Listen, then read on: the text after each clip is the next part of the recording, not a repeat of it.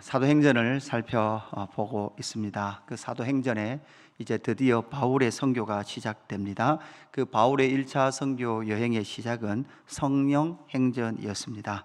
성령이 이르시되 따로 세우라라고 말씀하셨고, 성령의 보내심을 받아 출발을 하고 있을 뿐만 아니라 성령이 충만하여 사역을 하고 있는 바울의 그 선교 여정을 우리가 보게 되었습니다. 바울은 이제 구브로 키프로스 섬을 넘어서 갈라디아 지역인 비시디아 안디옥으로 넘어가게 됩니다. 오늘 본문 말씀은 비시디아 안디옥, 갈라디아 지역의 비시디아 안디옥에서 설교한 내용이 등장하는 본문입니다. 그러면서 오늘 13절에 보니까 바울과 및 동행하는 사람들이 바보에서 배 타고 밤빌리아에 있는 버가에 이르니 요한은 그들에게서 떠나 예루살렘으로 돌아가고, 이렇게 말씀하고 있습니다. 여러분 지도를 보시면 이제 바울의 선교 여정이 구브로의 살라미와 바보에서 복음을 전한 이후로 배를 타고 다시 버가라는 곳으로 가게 됩니다. 거기에서 바울과 바나바, 마가 요한도 같이 일단은 버가에 갔습니다. 버가에서 다시 이제 비시디 안디옥으로 넘어가기 위해서는 토러스 산맥을 넘어야 합니다. 한 3,000 고지 되는 산맥이 있습니다. 설산이라고도 말할 만큼 상당히 높은 산맥이 저 버가에서 버가의 그 토러스 산맥이 막고 있는 거죠.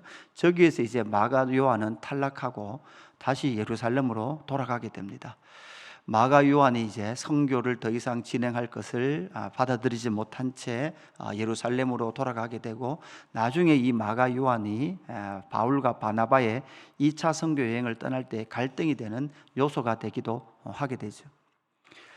그래서 저기 바울과 바나바는 사실 그 구브로 키프로스 밑에 섬 있죠. 섬이 사실 바나바의 고향이죠. 바나바의 고향이 키프로스입니다. 그 고향 선교를 하고 난 이후에 다시 배를 타고 버가에 이르게 됩니다. 그리고 나서 이제 마가 요한은 탈락하고 바울과 바나바는 토러스 산맥을 넘어서 다음 지도 보시면 이제 갈라디아 지역인 비시디아 안디옥까지 가게 됩니다. 저 산맥을 넘어서서 이제 비시디아 안디옥에 가게 되는 거죠. 저기가 사실 상당히 험한 길입니다. 저 험한 길을 바울이 왜 택해서 바나바와 함께 그 길을 갔을까? 어떤 학자는 저 길은 바로 당시에 로마 황제들이 순행하면서 걸었던 길, 로마 황제의 행차하는 그 길을 따라서 황제의 길을 다시금 예수님이 왕이시다라는 것을 이 땅에 전하기 위하여서 바로 황제가 선택했던 그 길을 건너서 지금 바울과 바나바는 전진하고 있다라고 그렇게 주장하기도 합니다. 그 험악한 그 길을 넘어서 이제 비시디아 안디옥에 이르러서 그 땅에 택한 사람들, 하나님께서 택하시고 약속한 그 하나님의 약속을 선언하기 위해서 지금 바울은 그들에게 비시디아 안디옥에서 뭐 하고 있습니까? 설교하고 있습니다. 여러분, 우리는 이 설교를 만나면서 이쯤 되면 우리가 생각해야 될 것이 있습니다. 하나님께서 이 백성들과 택하시고 하나님의 약속을 어떻게 이루어 왔는지를 설명해 주기를 원하고 있는 것이죠. 여러분, 그 비시디아 안디옥에도 뭐가 있었습니까? 회당이 있었습니다. 그래서 16절 말씀에 보면 이렇게 말하고 있죠. 바울이 일어나 손짓하여 말하되 이스라엘 사람과 및 하나님을 경외하는 사람들아 들으라, 이렇게 되어 있습니다. 자, 회당에는 이스라엘 사람들이 있죠. 그리고 그뿐만 아니라 하나님을 경외하는 사람들이 있습니다. 비시디아 안디옥은 이방 땅이었습니다. 이방 땅 안에도 이스라엘 사람들이 있었죠. 왜냐하면 흩어진 유대인들이 있었기 때문에 그 흩어진 유대인들, 16절 다음에 26절에도 보면 이렇게 되어 있습니다. 형제들아, 아브라함의 후손과 너희 중 하나님을 경외하는 사람들아, 이렇게 되어 있잖아요. 그러니까 아브라함의 후손, 혈통적 아브라함의 후손 이스라엘 사람뿐만 아니라 그 회당에는 하나님을 경외하는 사람들, 아마 유대교로 개종한 사람들이 어디도 같이 있었다? 바로 회당, 유대 회당 안에 같이 있었다라고 볼 수 있죠. 저 비시디아 안디옥은 이방 땅이었습니다. 이방 땅이었는데도 불구하고 당시에도 모세의 율법을 전하는 선교사들이 있었습니다. 그리고 사실 여러분, 당시에 로마가 점령하는 로마 사회는 종교적으로 보면 상당히 혼탁한 종교였습니다. 여러분, 그리스 로마 신화를 보면 그리스 로마 신화가 별로 그렇게 윤리적이고 양심적인 사람들이 보기에는 그리스 로마 신화가 그렇게 좋은 신의 세계를 가지고 있지 않아요. 반신, 반인 이런 것도 막 나오고 이상한 신적인 결합된 이야기들이 그리스 로마 신화 안에는 많이 있기 때문에 양심적이고 법을 좋아하는 사람 입장에서는 그죠? 로마의 신보다는 어디 신이 좋아요? 유대의 신이 참 좋아요. 왜냐하면 율법과 양심 그리고 법을 지킴을 통하여 나타나는 그 율법의 종교였던 유대교를 상당히 매력적으로 느꼈다고 합니다. 그래서 그 회당 안에 하나님을 경외하는 사람들이 함께 있는 상황 가운데에서 이 바울은 그들에게 설교하기 시작하는 거죠. 우리는 오늘 이 비시디아 안디옥의 설교를 살펴볼 건데요, 우리는 이 비시디아 설교, 그 비시디아 안디옥에서의 설교의 특징이 무엇입니까? 우리는 가장 먼저 하나님 나라 이야기를 하고 있다는 것을 우리는 먼저 살펴봐야 됩니다. 앞에서 우리는 베드로의 설교를 보았습니다. 스데반의 설교도 보았습니다. 여러분, 그 베드로의 설교나 스데반의 설교를 다시 한번 떠올려 보면 지금 여러분 지금 오늘을 살아가고 있는 우리가 듣고 있는 설교는 상당히 논증적이고 어떻게 보면 신학적인 설교들을 많이 듣고 있었어요. 그러나 사도행전에 나오는 기본적인 설교는 구약에서 나타난 하나님의 이야기, 하나님 나라 이야기를 그들에게 그대로 전하여 주는 설교였다는 거죠. 창세기부터 말라기까지 하나님의 역사는 어떻게 흘러왔나라는 것을 그들에게 전해주는 것이 기본적인 설교였습니다. 어떤 신학적인 주제를 다루거나 변증하기 이전에 하나님께서 역사 가운데 어떤 일을 해오셨는가라는 것을 말해주는 것이죠. 다른 말로 하면 하나님의 주권이 이 역사 속에 어떻게 펼쳐왔는가라는 것을 그들에게 들려주는 것이죠.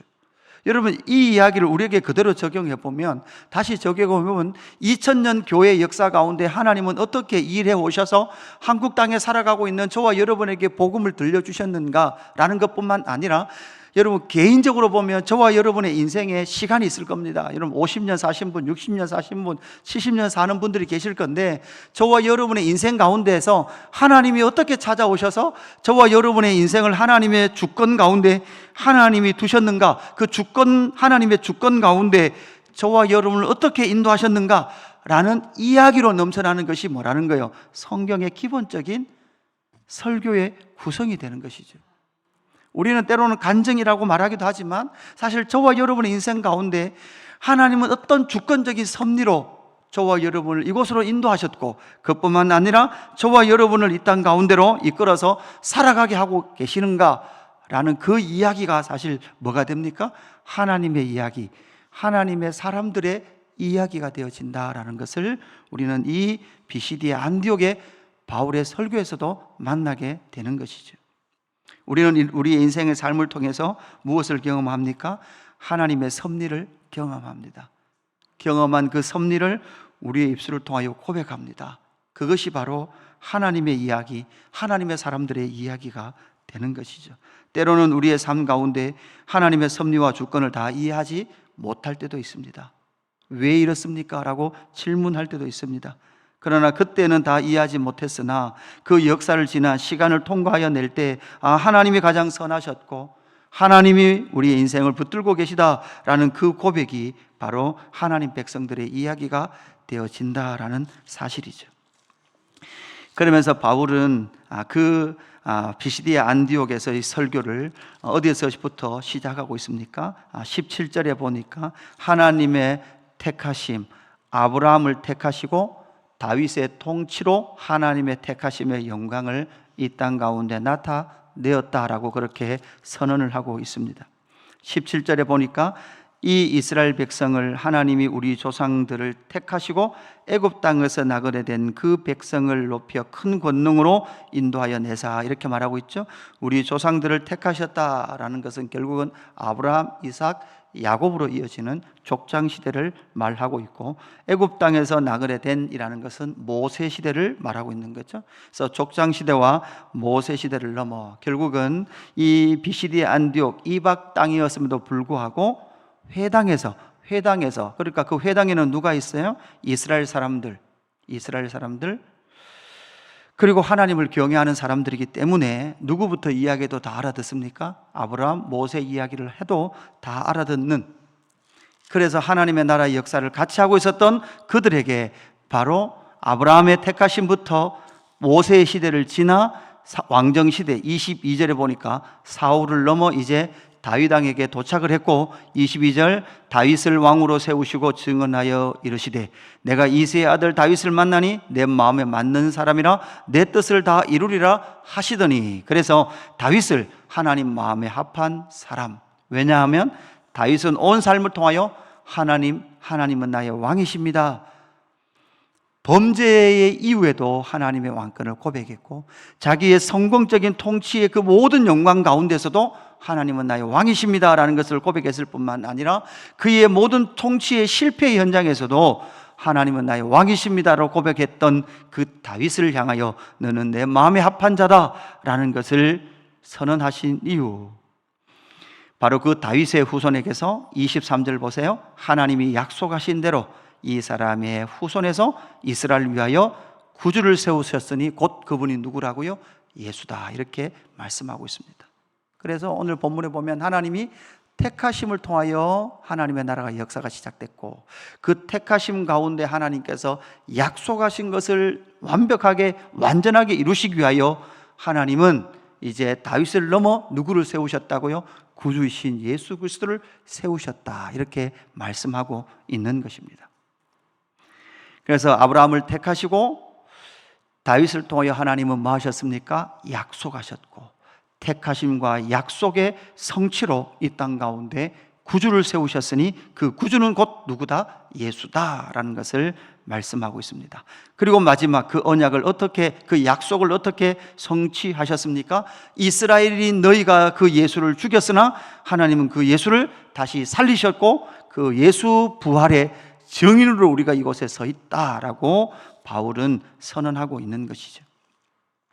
그래서 그 이후에 나타나는 그 모든 말씀은 무엇입니까? 세례 요한이 등장해서 예수의 오심을, 메시아의 오심을 증언했을 뿐만 아니라 28절에 보니까 죽일 죄를 하나도 찾지 못하였으나 빌라도에게 죽여달라 하였으니, 이렇게 말씀하고 있습니다. 이 모든 것은 나무에 달려 죽을 저주의 구약의 모든 예언의 말씀의 성취로서 예수님은 나무에 달려 십자가에 죽으셨을 뿐만 아니라 모든 선지자가 예언했던 것처럼 바로 예수님은 30절 하나님이 죽은 자 가운데서 그를 무엇하셨다? 살리셨다.